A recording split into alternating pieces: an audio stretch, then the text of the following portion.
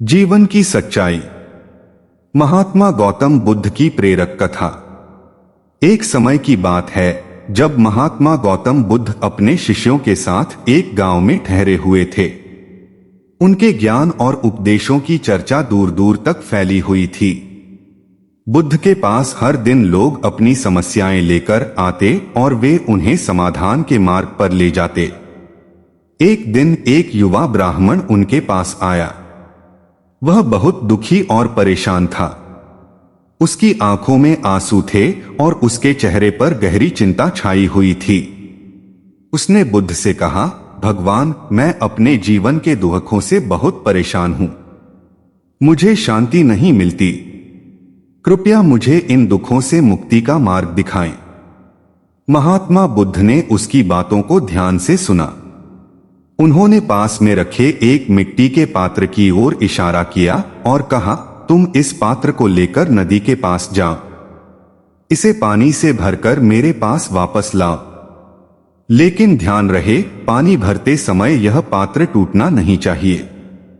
युवा ब्राह्मण ने बुद्ध की बात मान ली और पात्र लेकर नदी की ओर चल पड़ा।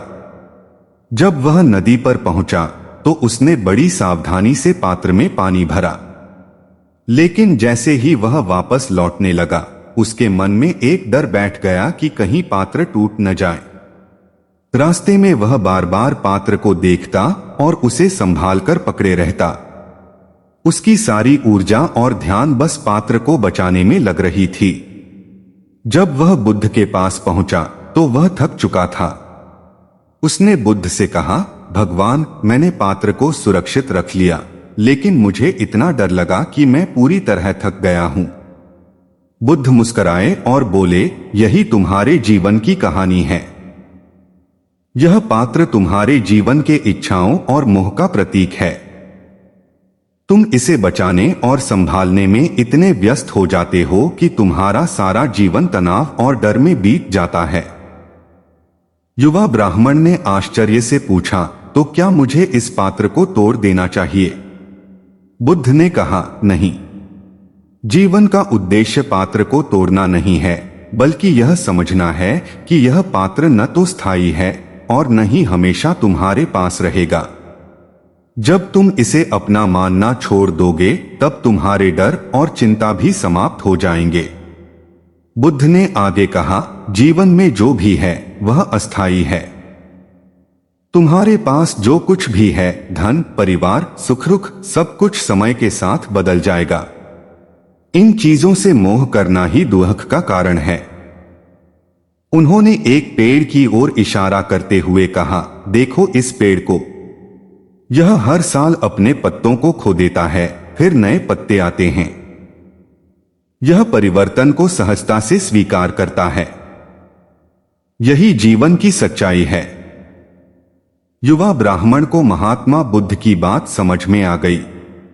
उसने महसूस किया कि उसका दुख उसकी अपनी अपेक्षाओं और मोह का परिणाम है। उसने बुद्ध से कहा, भगवान, अब मैं समझ गया हूं कि जीवन का सुख और शांति बाहरी चीजों में नहीं, बल्कि मेरे अपने दृष्टिकोण में है। मैं अब से जीवन को उसकी सच्चाई के साथ स्वीकार करूंगा। बुद्ध ने उसे आशीर्वाद दिया और कहा, सत्य को समझने के लिए तुम्हें अपने मन को शुद्ध करना होगा। ध्यान और साधना के माध्यम से तुम अपने भीतर शांति प्राप्त कर सकते हो। युवा ब्राह्मण ने बुद्ध के चरणों में प्रणाम किया और एक नए दृष्टिकोण के साथ अपने जीवन की ओर लौट गया।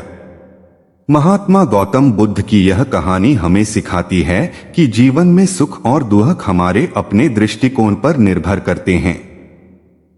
यदि हम जीवन के अस्थायित्व को समझ लें और अपने मोहमाया को त्याग दें, तो हमें सच्ची शांति और आनंद प्राप्त हो सकता है। जीवन को स्वीकार करना और संतुलन बनाए रखना ही वास्तविक मुक्ति का मार्ग है। महात्मा बुद्ध के उपदेशों से प्रेरित होकर युवा ब्राह्मण ने अपना जीवन बदलने का निश्चय किया। उसने अपने पुराने दृष्टिकोण और विचारों को त्याग दिया। वह अब मोह और लालच से परे जाकर सच्चे अर्थों में जीवन को समझने की कोशिश करने लगा। उसने अपने गांव लौटकर जीवन की सादगी को अपनाया। वह दूसरों की सहायता करने और उनके दुखों को कम करने में लग गया। पहले जहां वह केवल अपनी समस्याओं और इच्छाओं में उलझा रहता था, अब वह दूसरों की समस्याओं को समझने और उनके समाधान में अपना योगदान देने लगा। ब्राह्मण का बदला हुआ व्यवहार गांव के अन्य लोगों पर भी गहरा प्रभाव डालने लगा। लोग उसके पास आते और अपनी चिंताओं को साझा करते। वह उन्हें महात्मा बुद्ध के उपदेश सुनाता और जीवन की अस्थायित्व की सच्चाई समझाता। धीरे धीरे गांव के लोग भी अपने मोहमाया को कम करने लगे और सामूहिक रूप से शांति और सद्भाव की ओर बढ़ने लगे। कुछ महीनों बाद महात्मा बुद्ध अपने शिष्यों के साथ उसी गांव में फिर आए। उन्होंने देखा कि गांव का वातावरण पूरी तरह बदल चुका है। लोग पहले की तुलना में अधिक शांत, खुशहाल और सहयोगी हो गए थे। गांव के प्रमुख ने बुद्ध का स्वागत करते हुए कहा, भगवान, आपके उपदेशों ने हमारे गांव को नया जीवन दिया है। हमें सिखाने के लिए धन्यवाद। बुद्ध मुस्कुराए और बोले, परिवर्तन तुम्हारे अपने भीतर से आया है। मैंने केवल तुम्हें मार्ग दिखाया है, लेकिन चलना तुम्हारा काम था। यही सच्चे ज्ञान की शक्ति है। वह युवा ब्राह्मण, जो अब गांव के सबसे प्रिय और सम्मानित व्यक्ति बन चुका था, बुद्ध के पास आया और उनसे पूछा, भगवान, मैंने जीवन के अस्थायित्व को समझ लिया है, लेकिन कभी कभी जब मेरे प्रियजनों को कष्ट होता है तो मेरा मन अशांत हो जाता है। क्या इसका कोई समाधान है? महात्मा बुद्ध ने उसे शांतिपूर्ण स्वर में उत्तर दिया, प्रिय बालक, जैसा कि तुमने पहले पात्र का महत्व समझा, अब यह जान लो कि जीवन में कष्ट और दुख आना भी उतना ही स्वाभाविक है। एक और पात्र लो, इसे मधुर जल से भरकर गांव के बच्चों को पिलाओ। लेकिन यदि यह पात्र टूट जाए तो क्या तुम रोओगे? ब्राह्मण ने कहा, नहीं भगवान, यदि यह पात्र टूट जाए तो मैं इसे बदल दूंगा। बुद्ध बोले, यही तुम्हें समझना है। जीवन में जो भी संबंध या परिस्थितियां हैं, वे केवल पात्र की तरह हैं। जब वे टूटते हैं तो हमें दुखी होने के बजाय यह समझना चाहिए कि उनका समय पूरा हो गया है। बुद्ध ने आगे कहा, जब भी तुम्हारा मन अशांत हो तो ध्यान का सहारा लो। ध्यान मन को स्थिर करता है और तुम्हें वर्तमान में जीने का अवसर देता है। उन्होंने ब्राह्मण को ध्यान की एक सरल विधि सिखाई। एक, आराम से बैठो और अपनी सांसों पर ध्यान केंद्रित करो। 2, जब कोई विचार या भावना आए, उसे बिना जज किए स्वीकार करो और फिर से अपनी सांसों पर लौट आओ। 3, धीरे धीरे यह अभ्यास तुम्हारे मन को शांति और स्थिरता देगा। ब्राह्मण ने ध्यान की इस विधि को स्वयं अपनाया और अन्य ग्रामीणों को भी इसे सिखाना शुरू किया। धीरे धीरे ध्यान का यह अभ्यास पूरे गांव में फैल गया।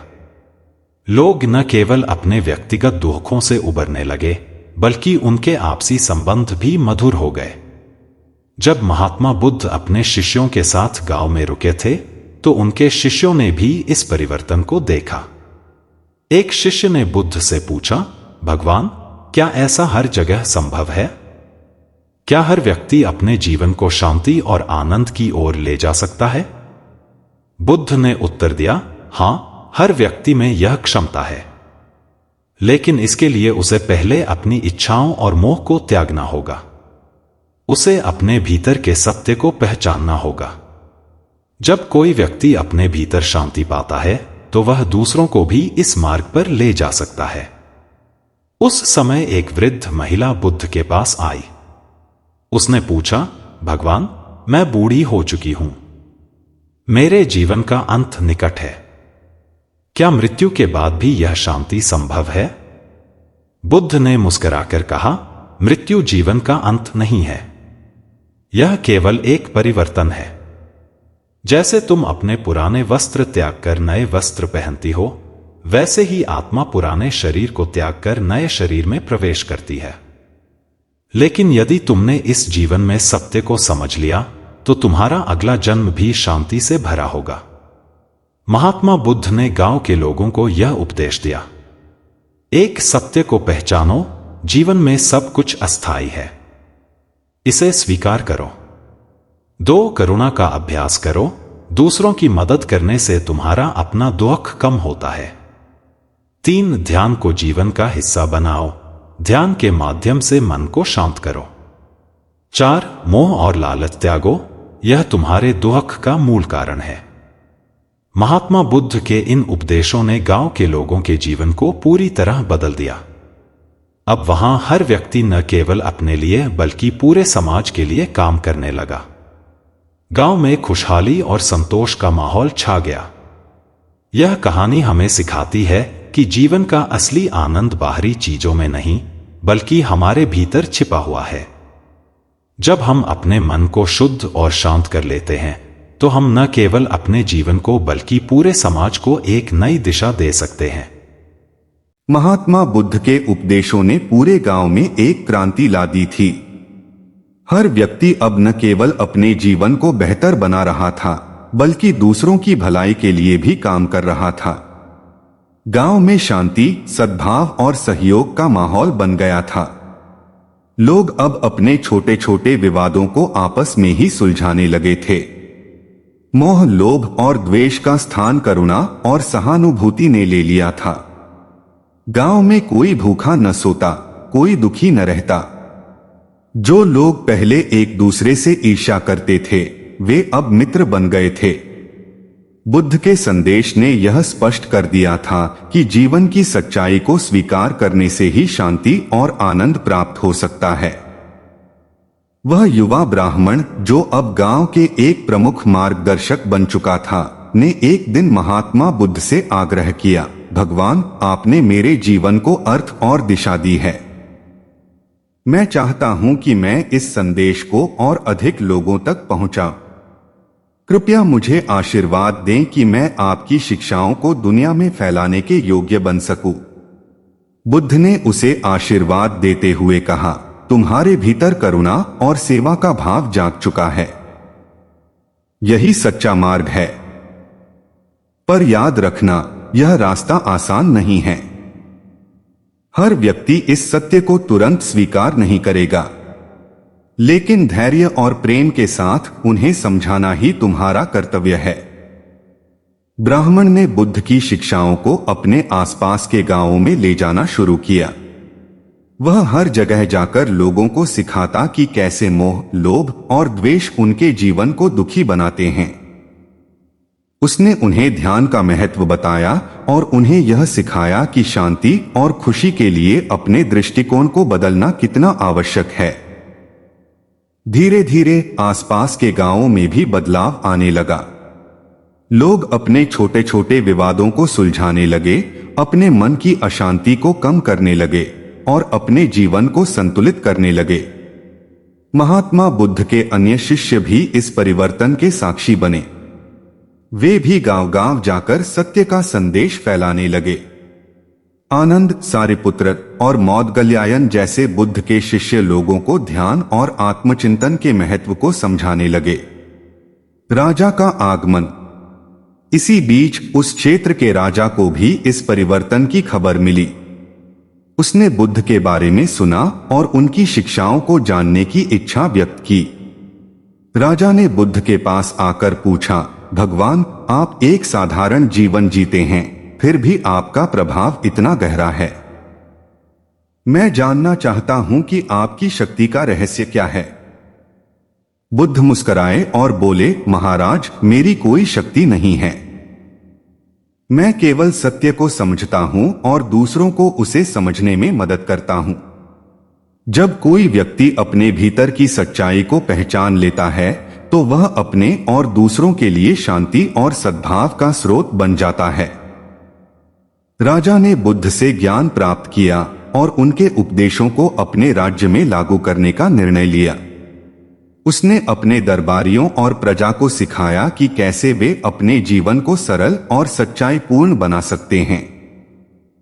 राज्य में भी धीरे धीरे परिवर्तन होने लगा। लोगों ने यह समझना शुरू कर दिया कि जीवन का असली उद्देश्य बाहरी ऐश्वर्य में नहीं, बल्कि आंतरिक शांति में है। बुद्ध का अंतिम उपदेश। कुछ समय बाद बुद्ध ने अपने शिष्यों और अनुयायियों को बुलाकर कहा, याद रखो, जीवन में परिवर्तन ही स्थायी है, हर चीज अस्थायी है। इसलिए किसी भी चीज से मोह मत करो। जो सत्य है उसे स्वीकार करो और अपने भीतर के अज्ञान को दूर करने का प्रयास करो। ध्यान और आत्मचिंतन के माध्यम से ही तुम अपने मन की अशांति को शांत कर सकते हो। जब तुम अपने भीतर शांति पाओगे तो वही शांति तुम्हारे आसपास भी फैल जाएगी। यही जीवन की सच्चाई है। महात्मा गौतम बुद्ध की इस कथा का संदेश यह है कि जीवन में मोह और लोभ को त्याग कर सच्चाई को स्वीकार करके और ध्यान के माध्यम से अपने मन को शांत करके हम अपने जीवन को सुखमय बना सकते हैं। यह कहानी हमें यह भी सिखाती है कि जीवन में आने वाले सभी कष्ट और दुख अस्थायी हैं। यदि हम उन्हें जीवन का स्वाभाविक हिस्सा मान लें और उनसे सीखने की कोशिश करें तो हम अपने जीवन को सच्चे अर्थों में सार्थक बना सकते हैं। महात्मा बुद्ध के उपदेश हमें यह याद दिलाते हैं कि सच्ची शांति और खुशी बाहरी परिस्थितियों पर नहीं बल्कि हमारे अपने दृष्टिकोण और सोच पर निर्भर करती है। जब हम इसे समझते हैं तो हम न केवल अपने जीवन को बदल सकते हैं बल्कि पूरी दुनिया में सकारात्मक बदलाव ला सकते हैं। महात्मा गौतम बुद्ध के उपदेशों की गूंज अब दूर दूर तक फैलने लगी थी। उनके शिष्य और अनुयायी उनके संदेश को लेकर नए क्षेत्रों में जाने लगे। गांव, नगर और यहां तक कि राज्य की सीमाओं को पार करके लोग बुद्ध के ज्ञान से प्रेरणा लेने लगे। गांवों में छोटे छोटे ध्यान केंद्र बन गए जहां लोग ध्यान और साधना करना सीखने लगे। ब्राह्मण, जो बुद्ध के मार्ग पर चल पड़ा था, ने अपने प्रयासों को और तेज कर दिया। उसने न केवल पुरुषों बल्कि महिलाओं और बच्चों को भी ध्यान और सत्य के मार्ग पर चलने के लिए प्रेरित किया। लेकिन हर परिवर्तन की प्रक्रिया में कठिनाइयां आती हैं। एक दिन जब ब्राह्मण एक बड़े नगर में बुद्ध का संदेश देने गया तो वहां के कुछ लोग उससे असहमति जताने लगे। उन्होंने उसे तर्क और बहस में उलझाने की कोशिश की। उन्होंने कहा, तुम कहते हो कि मोह और लोभ से छुटकारा पाना चाहिए, लेकिन हम बिना इच्छाओं के कैसे जीवित रह सकते हैं? क्या यह संभव है कि हम कुछ भी न चाहें? ब्राह्मण ने शांतिपूर्ण स्वर में उत्तर दिया, इच्छाएं बुरी नहीं हैं। समस्या तब होती है जब हम उन पर नियंत्रण खो देते हैं और वे हमें नियंत्रित करने लगती हैं। जीवन में संतुलन आवश्यक है। इच्छाओं को उद्देश्यपूर्ण और विवेकपूर्ण बनाओ। उसकी स्पष्टता और शांत व्यवहार ने आलोचकों का मन बदल दिया। उन्होंने उसके विचारों को गंभीरता से सुनना शुरू कर दिया और महसूस किया कि उसमें सच्चाई है। एक दिन ब्राह्मण ने एक महिला से मुलाकात की जो बहुत दुखी थी। उसका एकमात्र बेटा एक दुर्घटना में गुजर गया था। वह अपने दुख में इतनी खो चुकी थी कि जीवन के हर पहलू से निराश हो गई थी। ब्राह्मण ने उससे कहा, मृत्यु जीवन का अंत नहीं बल्कि एक नई शुरुआत है। ध्यान के माध्यम से तुम अपने दुख से ऊपर उठ सकती हो। उसने महिला को एक सरल ध्यान विधि सिखाई। 1. अपनी सांसों पर ध्यान केंद्रित करो। 2. जब तुम्हारे बेटे की याद आए तो उसे बिना रोक टोक आने दो।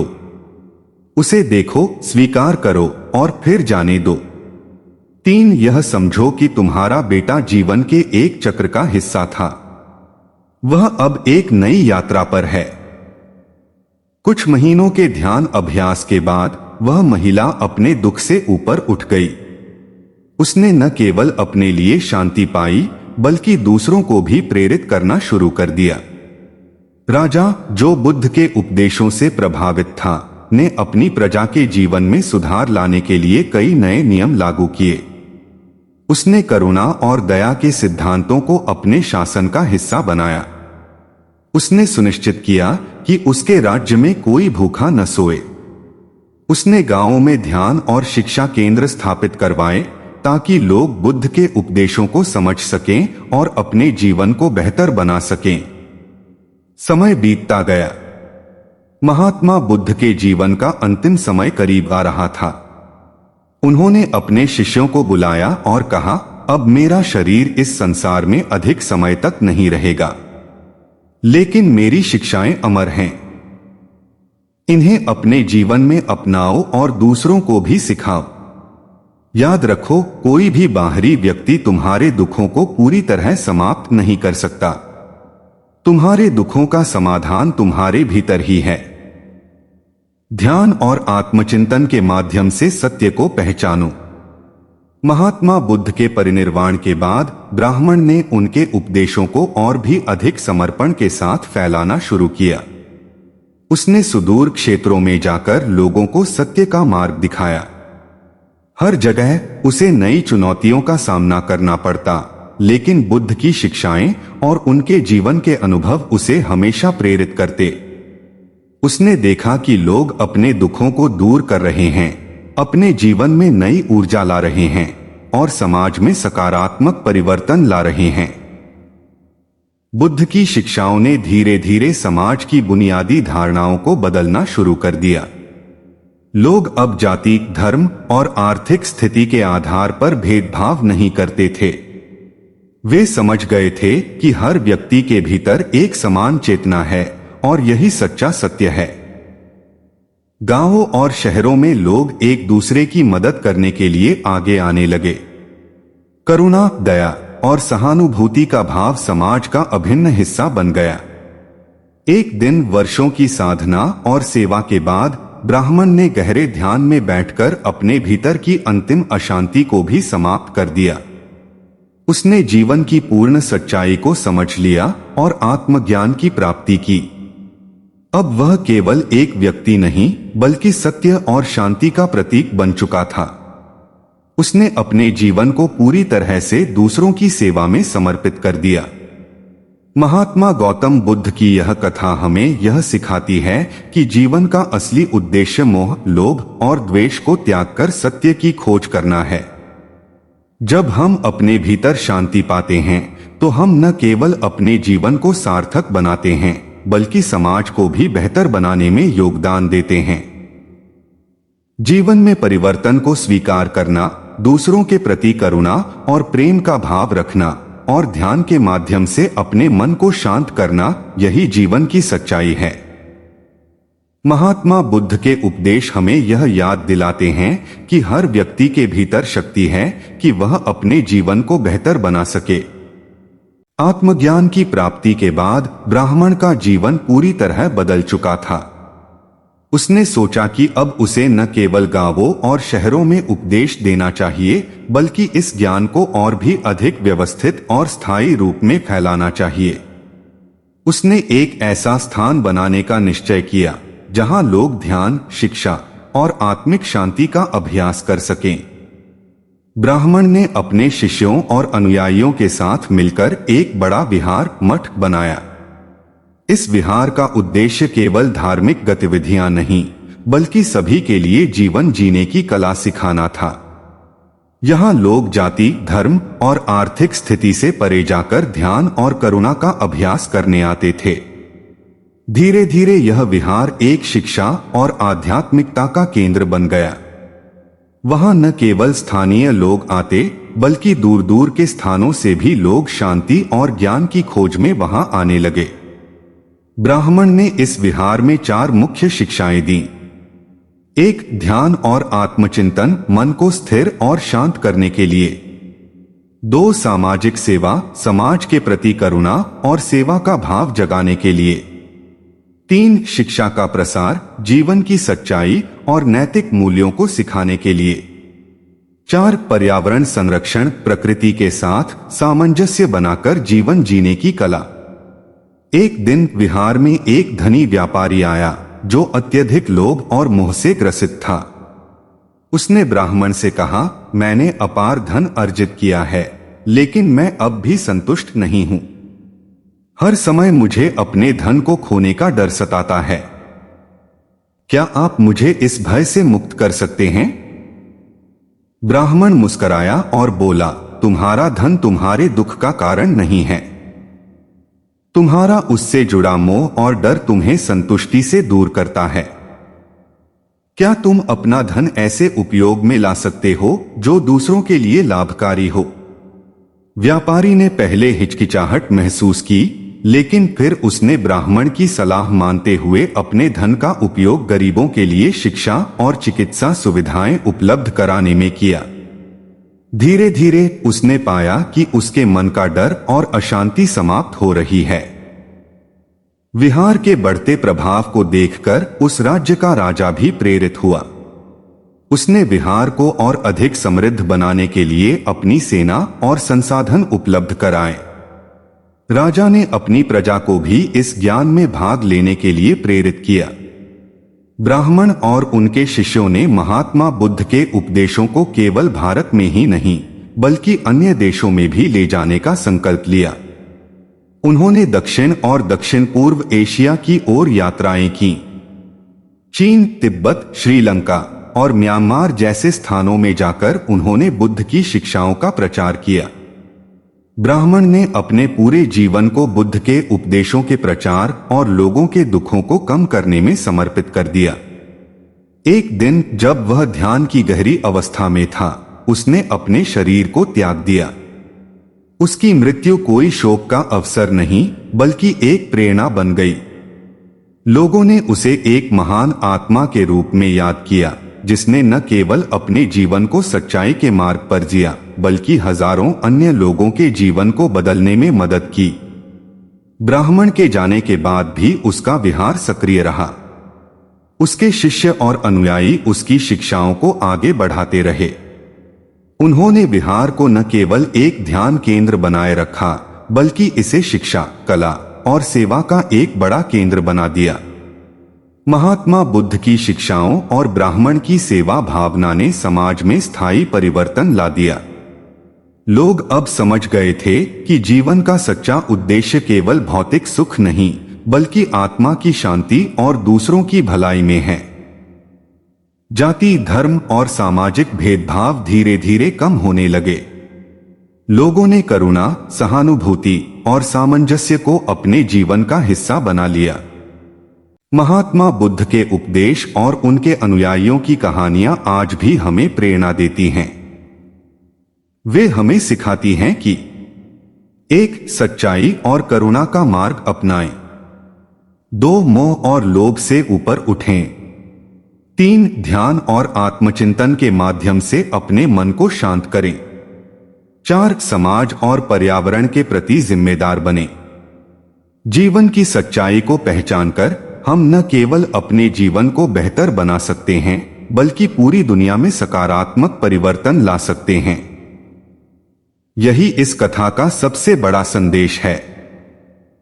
ब्राह्मण द्वारा स्थापित विहार अब केवल एक साधारण ध्यान केंद्र नहीं रहा। यह एक ऐसा स्थान बन गया था जहां लोग जीवन की सच्चाई को समझने और अपनाने के लिए आते थे। धीरे धीरे इस विहार का प्रभाव इतना बढ़ा कि अन्य क्षेत्रों में भी इसी तरह के केंद्र स्थापित होने लगे। ब्राह्मण के शिष्यों ने आसपास के राज्यों में जाकर बुद्ध की शिक्षाओं को फैलाना जारी रखा।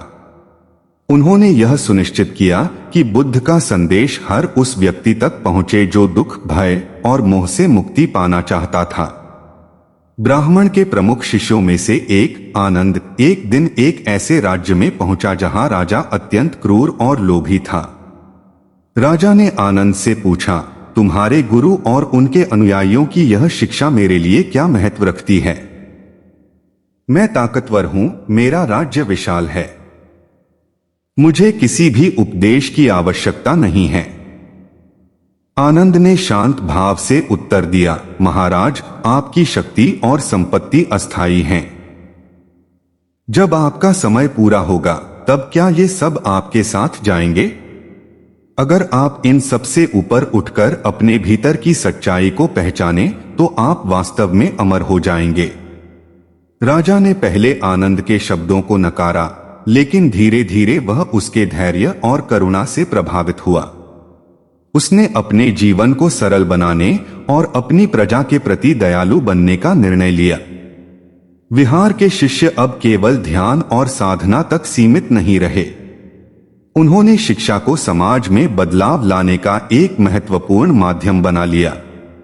उन्होंने बच्चों और वयस्कों के लिए नए पाठ्यक्रम बनाए, जिनमें जीवन के नैतिक मूल्यों, ध्यान और सहानुभूति का समावेश था। लड़कियों और महिलाओं को भी शिक्षा देने का काम शुरू हुआ। ब्राह्मण की शिक्षाएं इस बात पर जोर देती थीं कि समाज में हर व्यक्ति, चाहे वह पुरुष हो या महिला, समान रूप से महत्वपूर्ण है। विहार के एक अन्य शिष्य सौमित्र ने तिब्बत की ओर यात्रा की। उसने वहां के लोगों को सिखाया कि जीवन की कठिनाइयों और चुनौतियों से लड़ने का सही तरीका आत्मनिरीक्षण और ध्यान है। तिब्बत में बुद्ध की शिक्षाओं ने स्थानीय संस्कृति में गहरी छाप छोड़ी। सौमित्र ने तिब्बत में ध्यान के विशेष अभ्यास विकसित किए, जिन्हें आज भी लोग अपनाते हैं। उसने स्थानीय लोगों को यह सिखाया कि कठोर जलवायु और कठिन जीवन शैली के बावजूद वे अपने भीतर शांति और संतुलन पा सकते हैं। विहार के अनुयायियों ने यह भी महसूस किया कि मनुष्य और प्रकृति के बीच संतुलन बनाए रखना आवश्यक है। उन्होंने जंगलों और नदियों को संरक्षित करने के लिए अभियान शुरू किए। उन्होंने यह सिखाया कि पेड़, नदियां और जानवर भी हमारे जीवन का हिस्सा हैं और उनकी रक्षा करना हमारा धर्म है। इस दृष्टिकोण ने पूरे क्षेत्र में पर्यावरण संरक्षण की नई लहर शुरू की। महात्मा बुद्ध के उपदेश अब केवल भारत और उसके पड़ोसी क्षेत्रों तक सीमित नहीं रहे। विहार के शिष्यों ने बुद्ध की शिक्षाओं को चीन, जापान, कोरिया और दक्षिण पूर्व एशिया के अन्य देशों तक फैलाया। हर देश ने बुद्ध की शिक्षाओं को अपने सांस्कृतिक संदर्भ में अपनाया। बुद्ध की करुणा और शांति का संदेश इन देशों में कला, वास्तुकला और साहित्य के रूप में झलकने लगा। समाज में बुद्ध की शिक्षाओं का गहरा प्रभाव पड़ा। लोग अब जीवन को मोह और लोभ से नहीं, बल्कि सेवा और दया से परिभाषित करने लगे थे। राजाओं ने अपने राज्यों में कानून बनाए, जिनमें गरीबों की देखभाल, शिक्षा का प्रसार और समाज में समानता को बढ़ावा देना प्रमुख था। ब्राह्मण की कहानी और उसकी सेवा भावना ने हजारों लोगों को प्रेरित किया। लोग उसे एक आदर्श के रूप में देखते थे। उसका जीवन इस बात का प्रमाण था कि यदि कोई व्यक्ति सच्चाई और करुणा के मार्ग पर चले तो वह अपने साथ साथ दूसरों के जीवन को भी बदल सकता है। महात्मा बुद्ध की शिक्षाएं आज भी हमारे जीवन में उतनी ही प्रासंगिक हैं जितनी उनके समय में थीं। उनकी करुणा, सच्चाई और शांति का संदेश हमें यह सिखाता है कि जीवन की कठिनाइयों का सामना कैसे करना है। इस कहानी का अंत नहीं, बल्कि यह एक निरंतर प्रेरणा है जो हमें याद दिलाती है कि आत्मज्ञान, करुणा और सेवा से हमारा जीवन और समाज बेहतर हो सकता है। विहार के अनुयायियों ने यह सुनिश्चित किया कि बुद्ध की शिक्षाएं आने वाली पीढ़ियों तक पहुंचें। उन्होंने शपथ ली कि वे हमेशा इन शिक्षाओं को लोगों के जीवन में लागू करने में मदद करेंगे। और इस प्रकार महात्मा बुद्ध के उपदेश और ब्राह्मण की सेवा भावना ने न केवल उस युग को बदला, बल्कि आने वाले युगों को भी एक नई दिशा दी। जीवन की सच्चाई का यह प्रकाश कभी न खत्म होने वाली प्रेरणा का स्रोत बन गया। समय बीतता गया, लेकिन ब्राह्मण द्वारा स्थापित विहार और उसके सिद्धांतों का प्रभाव दिन ब दिन बढ़ता गया। विहार अब एक साधारण स्थान नहीं रह गया था, यह एक ऐसा केंद्र बन चुका था जहां लोग न केवल ध्यान और साधना करने आते थे, बल्कि जीवन जीने की कला और समाज में योगदान देने के लिए भी प्रेरित होते थे। विहार के अनुयायियों ने बुद्ध की शिक्षाओं को सरल और व्यावहारिक रूप में प्रस्तुत करना शुरू किया। उन्होंने कहा कि बुद्ध का संदेश केवल गहरे ध्यान और साधना तक सीमित नहीं है, बल्कि यह रोजमर्रा की जिंदगी में भी लागू होता है। जैसे एक, सत्य बोलना, हर परिस्थिति में सच्चाई का पालन करें। 2, करुणा का अभ्यास, दूसरों के दुखों को समझें और उनकी सहायता करें। 3 अहिंसा, अपने विचारों, शब्दों और कार्यों से किसी को हानि न पहुंचाएं। विहार के शिष्य अब नए नए क्षेत्रों में जाकर बुद्ध का संदेश फैलाने लगे। उनके प्रयासों से शिक्षा और ध्यान के केंद्र केवल भारत में ही नहीं बल्कि दक्षिण एशिया, चीन, जापान और यहां तक कि पश्चिमी देशों में भी स्थापित होने लगे। इन क्षेत्रों में बुद्ध की शिक्षाएं वहां की सांस्कृतिक परंपराओं में समाहित हो गईं। चीन में ध्यान की एक नई विधि चैन विकसित हुई जो बाद में जापान में ज़ेन के नाम से प्रचलित हुई।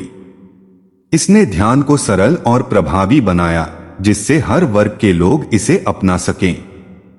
विहार के एक शिष्य कश्यप ने पश्चिम की ओर यात्रा करने का निर्णय लिया। उसने ईरान और ग्रीस जैसे क्षेत्रों में जाकर बुद्ध की शिक्षाओं का प्रचार किया। हालांकि इन स्थानों की संस्कृति और परंपराएं भिन्न थीं, लेकिन कश्यप ने बुद्ध के विचारों को सरल भाषा में प्रस्तुत किया। उसने कहा, बुद्ध का संदेश केवल धर्म का नहीं बल्कि मानवता का है। यह हमें सिखाता है कि कैसे हम अपनी आंतरिक शांति और संतुलन को पाकर दूसरों के जीवन को बेहतर बना सकते हैं। लेकिन हर बदलाव के साथ चुनौतियां भी आती हैं। कुछ लोग बुद्ध की शिक्षाओं को गलत समझने लगे और इसे कठोर नियमों में बांधने की कोशिश करने लगे। विहार के प्रमुख अनुयायियों ने इस स्थिति को संभालने के लिए एक सभा बुलाई। उन्होंने यह स्पष्ट किया कि बुद्ध की शिक्षाएं किसी कठोर नियमों का संग्रह नहीं हैं, बल्कि यह एक मार्गदर्शन है जो हर व्यक्ति अपनी परिस्थिति के अनुसार अपना सकता है। विहार के अनुयायियों ने महसूस किया कि समय के साथ बदलाव आवश्यक हैं। उन्होंने यह सुनिश्चित किया कि बुद्ध की शिक्षाएं आधुनिक समय के संदर्भ में भी प्रासंगिक बनी रहें। उन्होंने ध्यान और साधना की नई विधियां विकसित की। उन्होंने युवाओं और बच्चों के लिए विशेष पाठ्यक्रम तैयार किए। उन्होंने तकनीकी साधनों का उपयोग करके शिक्षाओं को और अधिक लोगों तक पहुंचाने की योजना बनाई। ब्राह्मण द्वारा स्थापित यह आंदोलन केवल उस समय तक सीमित नहीं रहा। यह आने वाले युगों तक चलता रहा और लोगों के जीवन को बेहतर बनाने में मदद करता रहा। आज भी ब्राह्मण और उसके शिष्यों द्वारा दिए गए उपदेश समाज को करुणा, सत्य और शांति का मार्ग दिखा रहे हैं। बुद्ध के विचार और उनके अनुयायियों की सेवा भावना ने यह साबित कर दिया कि सच्चाई का मार्ग कठिन हो सकता है, लेकिन यह हमेशा जीवन को सार्थक बनाता है। महात्मा बुद्ध और उनके अनुयायियों की यह यात्रा कभी समाप्त नहीं हुई। यह आज भी जारी है, हर उस व्यक्ति के दिल में जो शांति, करुणा और सच्चाई के मार्ग पर चलने की कोशिश कर रहा है। एक जीवन का सच्चा उद्देश्य आत्मा की शांति और दूसरों की भलाई में है। 2 हर व्यक्ति के भीतर असीम संभावनाएं हैं। 3 हमारे छोटे छोटे प्रयास भी समाज में बड़ा परिवर्तन ला सकते हैं। और इस प्रकार बुद्ध का संदेश और उनकी शिक्षाएं अतीत की नहीं बल्कि वर्तमान और भविष्य की प्रेरणा हैं। यह यात्रा तब तक चलती रहेगी जब तक यह दुनिया और इसमें रहने वाले लोग इस ज्ञान से प्रकाशित होते रहेंगे। विहार के अनुयायियों की नई दिशा। समय बीतने के साथ विहार के अनुयायियों ने महसूस किया कि बुद्ध की शिक्षाएं केवल ध्यान, साधना और व्यक्तिगत शांति तक सीमित नहीं होनी चाहिए। उन्हें लगा कि इन शिक्षाओं को समाज के व्यापक मुद्दों पर भी लागू करना चाहिए, जैसे 1 गरीबी और भूखमरी का उन्मूलन, 2 शिक्षा का अधिकार सबके लिए, 3 महिलाओं और कमजोर वर्गों का उत्थान, 4 मानव और प्रकृति के बीच संतुलन बनाना। इस उद्देश्य से विहार ने सामाजिक सेवा और जागरूकता अभियानों की शुरुआत की। उन्होंने ग्रामीण क्षेत्रों में शिक्षा केंद्र खोले जहां बच्चों और वयस्कों को पढ़ाया जाता था। साथ ही किसानों को नई तकनीकों और पर्यावरण अनुकूल खेती के तरीके सिखाए गए। विहार के अनुयायी नियमित रूप से गांवों और कस्बों में जाकर गरीबों और पीड़ितों की मदद करने लगे। वे जरूरतमंदों को भोजन, वस्त्र और दवाएं उपलब्ध कराते थे। विहार ने यह सिखाया कि करुणा केवल शब्दों तक सीमित नहीं होनी चाहिए, बल्कि इसे कर्मों के माध्यम से प्रकट करना चाहिए। एक दिन एक बूढ़ा व्यक्ति जो भूख से पीड़ित था, विहार पहुंचा। अनुयायियों ने उसे तुरंत भोजन दिया और उसकी देखभाल की। उस व्यक्ति ने कहा, आपकी इस करुणा ने न केवल मेरा जीवन बचाया, बल्कि मुझे यह सिखाया कि मनुष्य का असली धर्म दूसरों की मदद करना है। विहार ने यह महसूस किया कि समाज में अशांति और संघर्ष के कारण मुख्यतः संवाद की कमी है। उन्होंने विभिन्न समुदायों और धर्मों के बीच संवाद को बढ़ावा देने का काम शुरू किया। एक बार दो पड़ोसी गांवों में पानी के अधिकार को लेकर विवाद हो गया। यह विवाद इतना बढ़ गया कि दोनों पक्षों के लोग हिंसा पर उतारू हो गए। विहार के अनुयायियों ने दोनों गांवों के नेताओं को एक जगह बुलाया और बुद्ध की शिक्षाओं के माध्यम से संवाद का महत्व समझाया। उन्होंने दोनों पक्षों को यह सिखाया कि समस्या का समाधान संघर्ष से नहीं, बल्कि समझदारी और सहयोग से निकाला जा सकता है। इसके बाद दोनों गांवों ने मिलकर जल स्रोतों का समान उपयोग करने का निर्णय लिया। विहार के अनुयायियों ने यह भी महसूस किया कि समाज में महिलाओं की स्थिति में सुधार करना आवश्यक है। उन्होंने महिलाओं को शिक्षित करने, आत्मनिर्भर बनाने और उन्हें समाज में समान अधिकार दिलाने के लिए विशेष कार्यक्रम शुरू किए। उन्होंने यह सिखाया कि करुणा और सेवा का भाव महिलाओं में स्वाभाविक रूप से होता है और यदि उन्हें उचित अवसर दिए जाएं, तो वे समाज को नई ऊंचाइयों तक ले जा सकती हैं।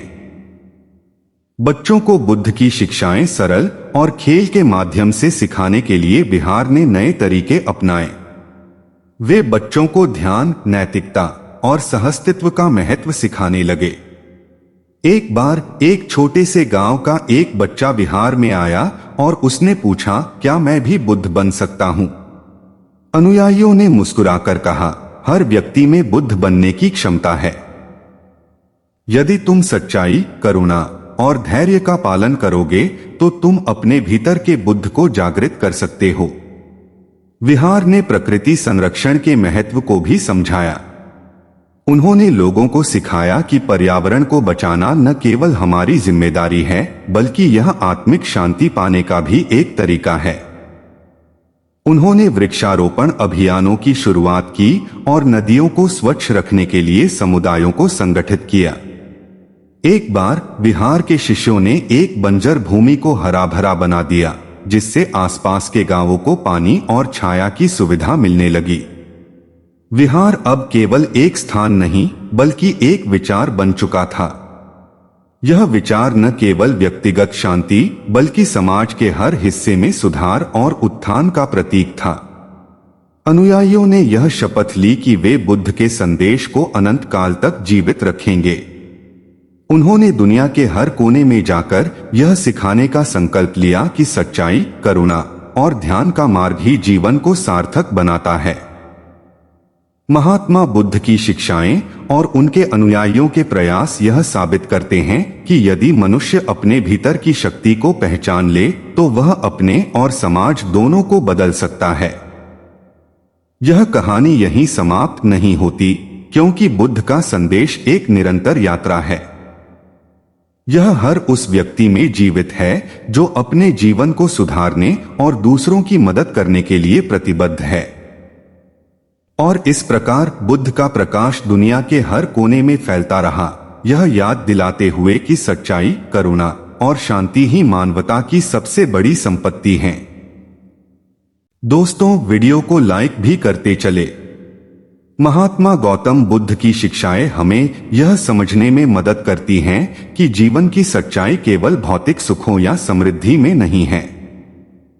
मनुष्य को जीवन में सही मार्ग को चुनने की आवश्यकता होती है, जिससे वह मानसिक शांति और संतोष पा सके। बुद्ध ने हमें यह सिखाया कि जीवन के दुखों और परेशानियों से बचने का कोई बाहरी रास्ता नहीं है, बल्कि यह आंतरिक परिवर्तन की प्रक्रिया है। जब तक हम अपने मन को शुद्ध नहीं करते, तब तक किसी बाहरी चीज से हमें सच्ची शांति नहीं मिल सकती। गौतम बुद्ध का सबसे महत्वपूर्ण उपदेश यह था कि संसार अस्थिर है। जीवन में कभी भी कुछ स्थायी नहीं होता। हम जो भी सुख सुविधाएं आज प्राप्त कर रहे हैं वे भी कुछ समय बाद समाप्त हो सकती हैं। यही कारण है कि बुद्ध ने संसार की अस्थिरता और परिवर्तनशीलता पर ध्यान आकर्षित किया। उनके अनुसार यदि हम संसार को स्थायी मानकर उससे जुड़ी इच्छाओं और तृष्णाओं को बढ़ाते हैं तो हम दुखों के प्रति अधिक संवेदनशील हो जाते हैं। यह अस्थिरता हमें यह सिखाती है कि हम बाहरी संसार से नहीं बल्कि अपने भीतर से संतुष्टि और शांति की तलाश करें। गौतम बुद्ध के अनुसार जीवन का उद्देश्य आत्मा की शुद्धि और उसके भीतर की वास्तविकता को समझना है। जब तक हम अपने मन, विचारों और कर्मों को शुद्ध नहीं करेंगे तब तक हम सही मार्ग पर नहीं चल सकते। बुद्ध ने शुद्धता के लिए साधना और ध्यान के महत्व को बताया। उनका मानना था कि आत्मा की शुद्धि से ही जीवन में सच्चा सुख और शांति आती है। यह शुद्धता सिर्फ बाहरी कार्यों तक सीमित नहीं है बल्कि यह हमारे अंदर के विचारों और भावनाओं से संबंधित है। हमें अपने भीतर की नकारात्मक भावनाओं जैसे कि क्रोध, घृणा, ईर्ष्या और अहंकार को समाप्त करने की आवश्यकता है। ध्यान और समाधि को गौतम बुद्ध ने अपने जीवन का अभिन्न हिस्सा माना। वह ध्यान के माध्यम से मानसिक शांति और आत्मज्ञान प्राप्त करने के पक्षधर थे। उनका कहना था कि केवल सांसारिक जीवन में सुख सुविधाएं पाने से जीवन का उद्देश्य पूरा नहीं होता। यदि हमें सच्चे सुख और शांति की प्राप्ति करनी है तो हमें ध्यान और साधना की आवश्यकता है। ध्यान के माध्यम से हम अपने मानसिक विकारों को नियंत्रित कर सकते हैं और अपने जीवन को संतुलित और शांतिपूर्ण बना सकते हैं। बुद्ध के अनुसार ध्यान से न केवल मानसिक शांति मिलती है बल्कि यह हमें आत्मा की गहरी समझ भी प्रदान करता है। समाधि की स्थिति में हम अपने अंतर्ज्ञान को जागृत करते हैं और जीवन की सच्चाई को सीधे अनुभव कर सकते हैं। जब हमारा मन शांत और स्थिर होता है तो हम जीवन के उद्देश्यों को स्पष्ट रूप से देख सकते हैं और समझ सकते हैं। गौतम बुद्ध के उपदेशों में अहिंसा और करुणा का सिद्धांत विशेष महत्व रखता है। उन्होंने हमें यह सिखाया कि हम केवल अपनी शांति के लिए ही नहीं बल्कि सभी प्राणियों की भलाई के लिए अहिंसा का पालन करें। अहिंसा का अर्थ सिर्फ शारीरिक हिंसा से बचना नहीं है बल्कि हमें मानसिक और वाचिक हिंसा से भी बचना चाहिए। बुद्ध के अनुसार हर जीवित प्राणी में बोधि ज्ञान की संभावना है और हमें सभी जीवों के प्रति करुणा का भाव रखना चाहिए। करुणा का अर्थ केवल दूसरों के दुखों को देखना और महसूस करना नहीं है बल्कि उनके दुखों को कम करने के लिए कार्य करना है। यह सिर्फ मनुष्यों तक सीमित नहीं है बल्कि सभी प्राणियों को इसका लाभ मिलना चाहिए। बुद्ध का यह उपदेश आज भी हमारी दुनिया में अत्यंत महत्वपूर्ण है क्योंकि अहिंसा और करुणा से ही समाज में शांति और सद्भावना फैल सकती है। गौतम बुद्ध की शिक्षा का समग्र दृष्टिकोण जीवन को सरल, स्पष्ट और संतुलित बनाने की ओर इंगित करता है। उनका जीवन एक उदाहरण था कि कैसे एक व्यक्ति अपनी सोच, अपने कर्मों और अपने दृष्टिकोण को बदलकर जीवन में सुख और शांति पा सकता है। उन्होंने अपने अनुयायियों से हमेशा यह कहा कि आत्मज्ञान प्राप्त करने के लिए किसी भी धर्म या आचार्य पर निर्भर होने की आवश्यकता नहीं है बल्कि आत्मा के अंदर ही यह ज्ञान मौजूद है। इसे पहचानने और सच्चे मार्ग पर चलने की आवश्यकता है। उनका संदेश था कि हम अपने जीवन के हर पहलू में संतुलन बनाए रखें। हम न तो अत्यधिक भौतिक सुखों का पीछा करें न ही खुद को पूरी तरह से दुखों और त्यागों के बीच फंसा लें। जीवन का उद्देश्य संतुलन में है। ध्यान, साधना, कर्म और दया के माध्यम से हम जीवन की सच्चाई को समझ सकते हैं और सच्चे सुख की प्राप्ति कर सकते हैं। महात्मा गौतम बुद्ध की जीवन यात्रा और उनके उपदेशों ने यह स्पष्ट कर दिया कि जीवन की सच्चाई को समझने के लिए हमें अपने भीतर की गहराइयों में जाकर आत्मज्ञान की प्राप्ति करनी होगी। उनका जीवन हमें यह सिखाता है कि संसार की अस्थिरता, तृष्णा और इच्छाएं हमें दुखों की ओर ले जाती हैं, जबकि अहिंसा, करुणा, ध्यान और आत्मा की शुद्धि से हम जीवन के सच्चे अर्थ को समझ सकते हैं। यही कारण है कि गौतम बुद्ध की शिक्षाएं न केवल उनके समय में महत्वपूर्ण थीं, बल्कि आज भी हमें जीवन में संतुलन, शांति और संतोष प्राप्त करने के लिए मार्गदर्शन प्रदान करती हैं। तो दोस्तों, आपको हमारी यह वीडियो कैसी लगी, इसे लाइक करें। धन्यवाद।